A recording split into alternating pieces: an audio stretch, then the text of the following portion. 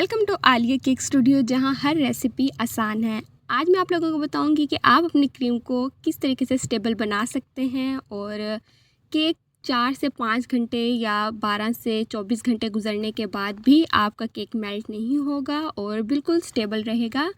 पहला स्टेप ये है कि आपने कोई भी क्रीम किसी भी ब्रांड की यूज़ करनी है। आपने ये चेक करना है कि आपकी क्रीम जो है वो नॉन डेयरी होनी चाहिए। एंड देन आप जो बीटर यूज़ कर रहे हैं अपनी क्रीम को विप करने के लिए, वो 300 वाट का होना चाहिए या उससे ज़्यादा होना चाहिए। अगर उससे कम होगा, हमारी क्रीम बीट तो हो जाएगी बट वो टाइम जो है वो थोड़ा ज़्यादा लेगी। जब भी हम क्रीम बीट करेंगे तो हम ये मेक श्योर करेंगे कि हमारा बाउल जो है वो भी चिल होना चाहिए एंड और जो हमारी क्रीम है वो भी लिक्विड फॉर्म में हो और चिल होनी चाहिए। यहाँ जो मैं क्रीम यूज़ कर रही हूँ उसमें जो है कुछ बर्फ़ के क्रिस्टल थे। दैन मैंने उसे रूम टेम्परेचर पे ही छोड़ दिया था। 5 मिनट के बाद हमारी क्रीम जो है वो बिल्कुल लिक्विड कंसिस्टेंसी में आ जाएगी। अच्छा, यहाँ चॉकलेट मैंने इसलिए रखी हुई है, क्रीम विप्ड होने के बाद जो है मैं आपको केक को फ्रोस्ट करके भी दिखाऊंगी। और ये चॉकलेट जो है हम इसे स्मॉल क्वांटिटी में कटिंग कर लेंगे, इसे मेल्ट कर लेंगे एंड देन हम अपनी विप्ड क्रीम में चॉकलेट ऐड करके हम अपनी चॉकलेट विप क्रीम रेडी कर लेंगे, जो मैं केक पे अप्लाई करूँगी। यहाँ चॉकलेट मैंने अपनी अंदाज़े से ही ली है। लाइक हमारे पास ये कटिंग की हुई चॉकलेट जो है 5 से 6 टीस्पून होनी चाहिए एंड हम उसे डबल बॉयलर पे या फिर हम माइक्रोवेव कर लेंगे। लेकिन जब भी आपने चॉकलेट मेल्ट करनी है तो आपने उसमें थोड़ा सा दूध ज़रूर ऐड करना है। इससे हमारी चॉकलेट जो है वो जल नहीं जाती। अक्सर ऐसा होता है कि हम डायरेक्ट चॉकलेट ही मेल्ट कर रहे होते हैं, तो जिसकी वजह से चॉकलेट के जलने के चांसेस जो हैं वो ज़्यादा होते हैं। आपने इसमें या तो आप ये क्रीम के 2 टेबलस्पून ऐड कर दें या फिर थोड़ा सा मिल्क ऐड करके अपनी चॉकलेट को माइक्रोवेव कर लें। लेकिन अगर आपके पास माइक्रोवेव नहीं है तो ऐसी कोई परेशानी वाली बात नहीं है, आप इसे डबल बॉयलर पे भी ईज़िली मेल्ट कर सकते हैं। इसके बाद जो है मैं आपको अपनी क्रीम की कंसिस्टेंसी दिखाऊंगी कि अभी इसमें जो है हमारे पास क्रिस्टल थे एंड देन मैंने इसे थोड़ी देर रूम टेम्परेचर पे रखा है तो ये बिल्कुल लिक्विड ही हो गई है। तो क्रीम हमारी बिल्कुल चिल है बट इसमें बर्फ़ के क्रिस्टल जो हैं वो नहीं है। अब हम इसे बीट करेंगे। मैं आपको इसके 3 स्टेप में प्रोसेस बताऊंगी। फर्स्ट स्टेप ये कि मैंने इसे 3 मिनट के लिए बीट किया था, तो हमारी क्रीम जो है वो थिक होना स्टार्ट हो गई थी। उसके बाद जो है हम इसे अगेन बीट करेंगे। लाइक 3 मिनट के बाद आपकी क्रीम कुछ इस तरीके से दिखेगी। तो आपने इसे अगेन बीट करना है। बीटर जो है आपने फर्स्ट स्टेप में आपने नॉर्मल स्पीड पे रखना है, सेकंड स्टेप में आपने नॉर्मल से हाई स्पीड में जाना है। अब 2 मिनट मैंने इसे और बीट किया था। अब आप इसकी कंसिस्टेंसी चेक करें। अब मिस्टेक होती कहाँ है, कुछ लोगों से मिस्टेक यहाँ होती है, उनकी क्रीम जैसे ये मतलब इस तरह दिखती है तो वो उन्हें लगता है कि क्रीम उनकी बीट हो चुकी है। तो बाद में जब वो केक पे अप्लाई करते हैं तो उनकी क्रीम जो है वो मेल्ट होना स्टार्ट हो जाती है। आपने कभी भी आपकी क्रीम के जो सॉफ्ट पिक्स हैं वहाँ तक आपने क्रीम बीट नहीं करनी। उसके बाद आपने 3 मिनट और बीट करनी है। तकरीबन मैंने 9 मिनट जो है ये क्रीम बीट की है और 3 मिनट के स्टेप के बाद जो है मैंने आपको दिखाया है कि उसकी कंसिस्टेंसी कैसी है। अब जो हमारी क्रीम विप हुई है ये बिल्कुल स्टेबल है। मैंने आपको स्पून उल्टा करके दिखाया है तो क्रीम हमारी जो है वो बिल्कुल नहीं गिर रही। अब इसके अंदर जो हमने चॉकलेट मेल्ट की थी वो ऐड कर देंगे और बीटर से इसे मिक्स करेंगे तो हमारी चॉकलेट क्रीम जो है वो रेडी हो जाएगी। अच्छा, यहाँ मुझे लग रहा था कि मैंने इसमें चॉकलेट जो है वो थोड़ी कम डाली है, तो मैंने थोड़ी चॉकलेट इसमें और ऐड कर दी थी। तो चाहे तो आप बीटर से मिक्स कर लें या फिर आप अपने स्पैचुला से भी इजीली मिक्स कर सकते हैं। अब आप क्रीम की कंसिस्टेंसी देखें। चॉकलेट ऐड करने के बाद भी मेरी क्रीम ना ही तो रनी हुई है और इसे मिक्स करने के बाद भी ना ही तो ये रनी है और ना ही स्पैचुला से नीचे गिर रही है। अभी मुझे लग रहा था कि इसमें चॉकलेट कम है तो मैंने अपनी फ्लेवर के अकॉर्डिंग जो है इसमें चॉकलेट और ऐड कर दी है और थोड़ी चॉकलेट जो है वो मैंने साइड पर रखी हुई है। जब हम केक को फ्रोस्ट करेंगे और डेकोरेट करेंगे तब हम इस पे जो है वो चॉकलेट ड्रिपिंग के तौर पे हम इस चॉकलेट को यूज़ करेंगे। फर्स्ट जो है मैंने जो चॉकलेट का बैच ऐड किया था तो मैंने बीटर से ही मिक्स किया था और अब मुझे लगा कि मैं इसे स्पैचुला से मिक्स कर लेती हूँ। सो अब मैंने चॉकलेट ऐड करने के बाद जो है वो स्पैचुला से मिक्स कर ली है। अगर आपकी क्रीम बहुत अच्छे से बीट हुई हुई है तो आपकी क्रीम जो है वो हरगिज़ मेल्ट नहीं होगी। क्रीम बीट करते हुए बहुत से लोग मिस्टेक ये करते हैं, या तो वो बिल्कुल हमारी क्रीम में बर्फ़ के क्रिस्टल होते हैं और वो बीट करना स्टार्ट कर देते हैं। आपने ऐसा हरगिज़ नहीं करना। सो क्रीम जो है आपकी बिल्कुल चिल होनी चाहिए, लेकिन लिक्विड कंसिस्टेंसी में होनी चाहिए। और या तो वो ये करते हैं कि सॉफ्ट पीक्स आते ही वो जो है बीटर को स्टॉप कर देते हैं और वो कहते हैं कि हमारी क्रीम बीट हो गई है। तो ऐसा नहीं है। अब मैं आपको एक टिप बताती हूँ कि आपको क्रीम जब रेडी हो जाएगी तो आपकी क्रीम में जो है वो शाइन ख़त्म हो जाएगी। जब हम क्रीम को बीट करते हैं उसके सॉफ्ट पिक्स होते हैं, तो क्रीम पे जो है एक हल्की सी शाइन होती है। जब तक आपके क्रीम में शाइन रहेगी इट मीन्स आपकी क्रीम जो है वो अभी बीट नहीं हुई। जैसे ही क्रीम से शाइन ख़त्म हो जाएगी तो इट मीन्स कि आपकी क्रीम जो है वो बीट हो चुकी है। वैसे भी आप अगर टाइमर भी लगा के अपनी क्रीम को बीट करें तो 8 से 9 मिनट में जो है वो आपकी क्रीम बीट होती है।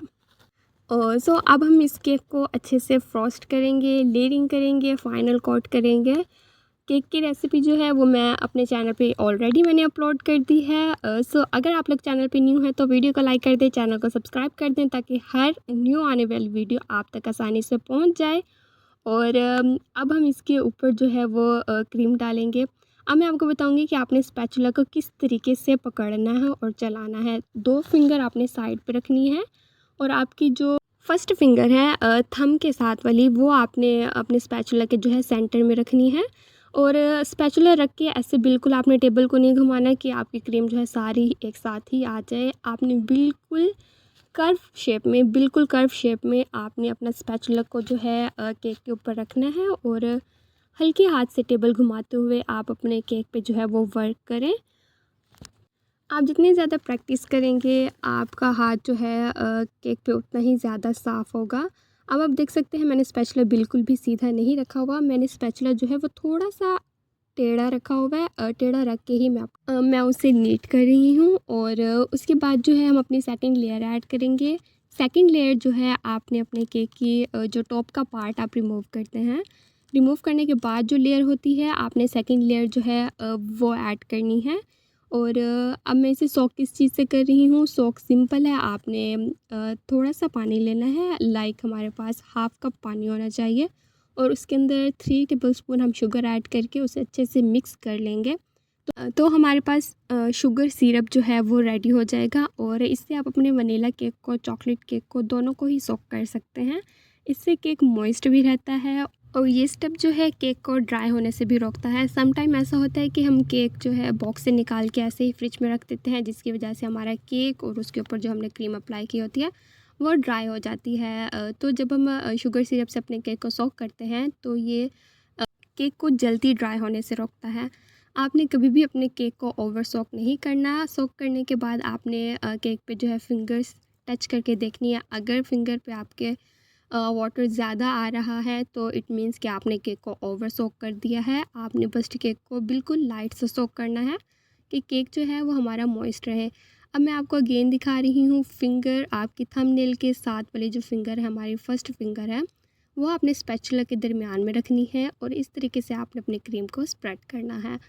अब आप स्पैचुला देखें, अगर आप वीडियो को गौर से देखते हैं तो बिलीव मी आप अपने केक को बहुत अच्छे से और क्लीन लुक दे सकते हैं। केक बनाते हुए काफ़ी मेस क्रिएट हो जाता है, तो आपने ट्राई करना है कि आप मेस को जितना ज़्यादा कंट्रोल कर सकते हैं आपने उतना ज़्यादा कंट्रोल करना है। और यहाँ मेरे पास ट्रे पे जितनी भी क्रीम थी वो भी मैंने स्पैचुला से नीट कर ली है। और उसके बाद जो है अब हम अपने केक पे फाइनल लेयर ऐड करेंगे। अच्छा, अगर आपको आइडिया नहीं होता कि आपने किसी लेयर में ज़्यादा क्रीम डाल दी है और किसी में कम, तो आप स्पून का इस्तेमाल कर सकते हैं। 3 स्पून जो है आप हर लेयर पे डालें तो आपकी लेयर जो है वो इक्वल रहेंगी, उनमें क्रीम जो है वो इक्वली स्प्रेड होगी। अब हमने अपनी थर्ड लेयर ऐड की है। जो लेयर आप टॉप पे ऐड करें तो आप मेक श्योर करें कि वो बिल्कुल इक्वल होनी चाहिए। और इससे जो है हमारे केक के शार्प एजेस आते हैं और केक का लुक जो है ओवरऑल काफ़ी अच्छा आता है। अगर हम टूटी हुई लेयर केक के टॉप पे ऐड करेंगे या फिर वो ऊपर से डोम शेप में होंगी तो इससे हमें केक को नीट करने में बहुत ज़्यादा टाइम लगेगा। सो केक की ऊपर वाली लेयर जो है वो बिल्कुल क्लीन और लेवल होनी चाहिए। सेम प्रोसेस को रिपीट करते हुए हमने अपनी इस लेयर को भी सोक कर लिया है एंड मैं अगेन चेक कर रही हूँ कि मैंने ओवर सोक नहीं किया। सो मेरी फिंगर पे इतना ज़्यादा पानी नहीं है, ना ही केक को प्रेस करने से पानी ऊपर आ रहा था, तो इट मीन्स कि हमने केक को इक्वली सोक किया। अब मैं इसके ऊपर क्रीम मैंने थोड़ी ज़्यादा अप्लाई की है बिकॉज़ अब हमारा ये फाइनल कोट है। और स्पैचुला की आप मूवमेंट देख लें, सेम मूवमेंट को यूज़ करते हुए मैंने अपने केक पे जो है क्रीम अच्छे से स्प्रेड की है एंड बिल्कुल हल्के हाथों से मैंने जो स्पैचुला को है वो थोड़ा टेढ़ा किया हुआ है और उसके बाद जो है मैंने इसे ऊपर से नीट कर लिया है। अब साइड पे हमारी जितनी भी एक्स्ट्रा क्रीम है तो हम इसे साइड पे जो है अच्छी तरीके से अप्लाई कर देंगे सारी, ताकि हमारे पास केक में क्रीम ज़्यादा नहीं हो, ऐसा फ़ील नहीं हो कि केक में लाइक क्रीम ही है और केक कहीं दिख ही नहीं रहा। सो हमारे पास एक नीट लुक केक की आनी चाहिए। लास्ट में हम इस केक की कटिंग करेंगे और कटिंग का पार्ट जो है मैं वीडियो के स्टार्ट में भी ऐड कर दूँगी और लास्ट में भी आप देख सकते हैं कि इसकी लेयर्स जो हैं वो कितनी ज़्यादा क्लीन है और हमने क्रीम जो है वो इक्वली ही अप्लाई की थी। सो हम इसे नीट कर लेंगे। अगर चाहें तो आप स्पैचुला से नीट कर लें, अदरवाइज़ आपके पास कोई स्क्रैपर रखा हुआ है तो आप स्क्रैपर से कर सकते हैं। सो मेरे पास ये डो कटर है, इसी से ही मैं अपने केक को जो है वो नीट करती हूँ और इससे काफ़ी शार्प एजेस आते हैं और ये बेस्ट बेस्ट बेस्ट है। मैं अपने सब केक्स को इसी से ही तकरीबन जो है मैं नीट करती हूँ और अब इसे अप्लाई की मूवमेंट देख लें, ना ही तो आपने इसे बिल्कुल नीचे से पकड़ना है कि नीचे से ही हमारी सारी क्रीम जो है वो रिमूव हो जाए और ना ही आपने बिल्कुल ऊपर से पकड़ना है कि ऊपर से हमारी सारी क्रीम रिमूव हो जाए। आपने अपनी फिंगर्स को जो है वो थोड़े थोड़े गैप से पूरे स्पैचुला को अच्छे तरीके से टाइटली पकड़ना है। लाइक इतना भी टाइट नहीं पकड़ना कि सारी क्रीम ही केक से रिमूव हो जाए, बट आपने अपनी फिंगर फैला के ही अपने स्क्रैपर को होल्ड करना है, या डो कटर जो भी आप इसे कह लें। उसके बाद जो है हम इसके एजेस जो हैं वो क्लीन करेंगे। आप इस तरीके से भी अपने एजेस क्लीन कर सकते हैं। और सेकंड मेथड ये है कि आप साइड से लेके मैं कटिंग शेप में कर रही हूँ, लाइक जैसे हम किसी चीज़ को कट करते हैं। सो रिमेनिंग क्रीम जो है वो मेरे स्पैचुला पे आ जाती है, बट अगर आप कटिंग मेथड से नहीं करना चाहते तो ये सेकंड मेथड है जो मैं अभी आपको दिखा रही हूँ। लाइक आप साइड से लें और लेते हुए दूसरी साइड तक आप अपने स्पैचुला को लेके जाएं। एक साइड से लें और दूसरी साइड तक आप अपने स्पैचुला को लेके जाएं। इससे हमारा केक जो है वो बिल्कुल नीट हो जाएगा। और 1 पाउंड केक के लिए हमें तकरीबन 180 ग्राम या 200 ग्राम क्रीम इनफ होती है। और मैंने इस पे जो है थोड़ा नूज़ल वर्क करना था, दैट्स वाई मैंने इसे ज़्यादा बीट किया था क्रीम को, और उसके बाद भी ये क्रीम बच गई थी। सो हमने जो चॉकलेट रेडी की थी, लाइक चॉकलेट और मिल्क को दोनों को मेल्ट करने के बाद हमने उसे अच्छे से मिक्स किया था, तो हमारी रिमेनिंग सॉस जो बचा हुआ था तो हम इसके ऊपर जो है वो ड्रिपिंग कर देंगे। हमारे पास जो स्मॉल बेकरी स्टाइल केक होते हैं, बट आई थॉट कि ये केक जो है बेकरी से भी कहीं ज़्यादा अच्छा होगा फ्लेवर में। और तो घर में केक बनाना ज़्यादा मुश्किल नहीं है, बट थोड़ा सा टाइम कंज्यूमिंग है। और आप लोगों को कुछ टिप्स एंड ट्रिक्स का पता होना चाहिए जिससे आप मिनटों में भी केक बना सकते हैं। लेकिन आप बिगनर हैं या फर्स्ट टाइम बना रहे हैं तो आपको थोड़ा सा टाइम लगेगा, लेकिन आप लोग आहिस्ता आहिस्ता जो है वो सीख जाएंगे।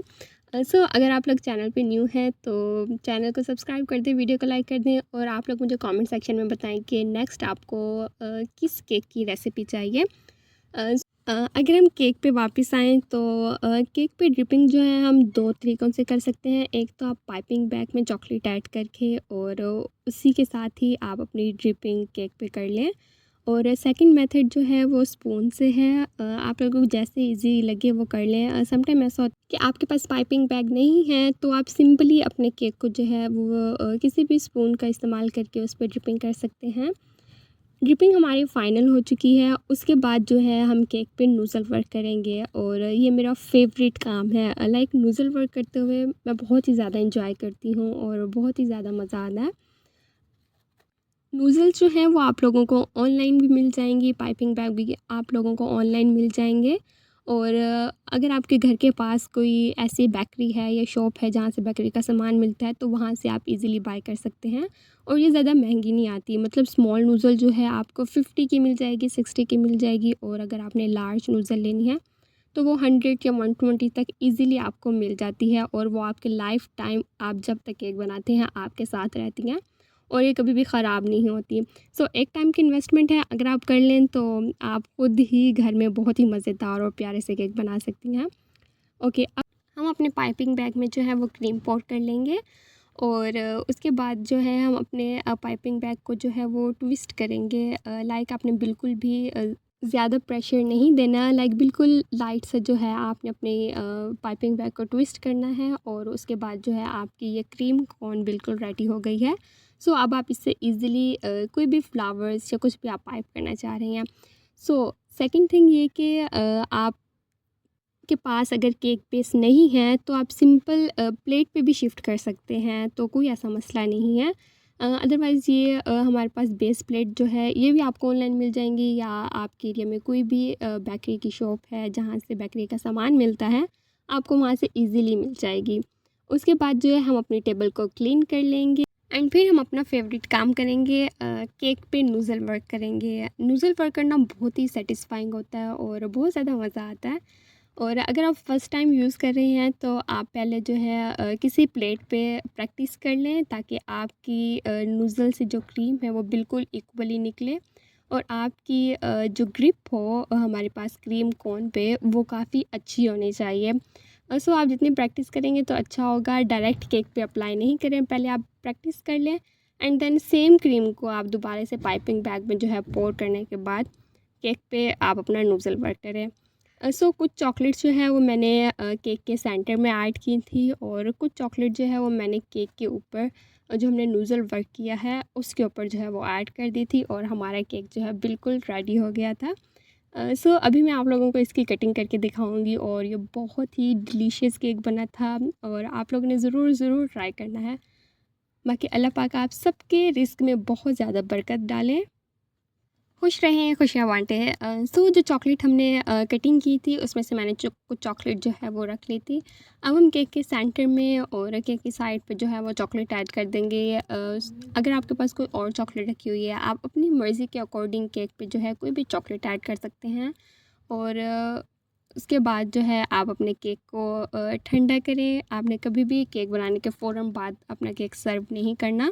आपने इसे फ्रिज में तकरीबन 1 या 2 घंटे के लिए अच्छे से ठंडा करना है। उसके बाद ही आप अपना केक जो है वो सर्व करें, बिकॉज़ उससे ये होगा कि हमारा केक जितना ज़्यादा ठंडा होगा उतना ही उसका फ्लेवर जो है वो और ज़्यादा अच्छा आएगा। बाकी केक कटिंग का एक हैक है जो मैं आप लोगों से शेयर कर रही हूँ, कि अगर आपको नीट कटिंग चाहिए तो आपने अपने नाइफ़ को जो है बिल्कुल हल्के नीम गर्म पानी में जो है आपने डिप करना है थोड़ी देर के लिए। उसके बाद आपने टिश्यू से अपना नाइफ़ को क्लीन करना है एंड देन आप अपनी केक की कटिंग करें। सो आप जितने भी पीस केक के कट करेंगे तो आपकी लेयर्स जो है वो काफ़ी ज़्यादा नीट आएंगी। सो मैंने सेम प्रोसेस किया है, पहले अपने नाइफ़ को जो है वो थोड़ी नीम गर्म पानी में थोड़ी देर के लिए डिप किया है।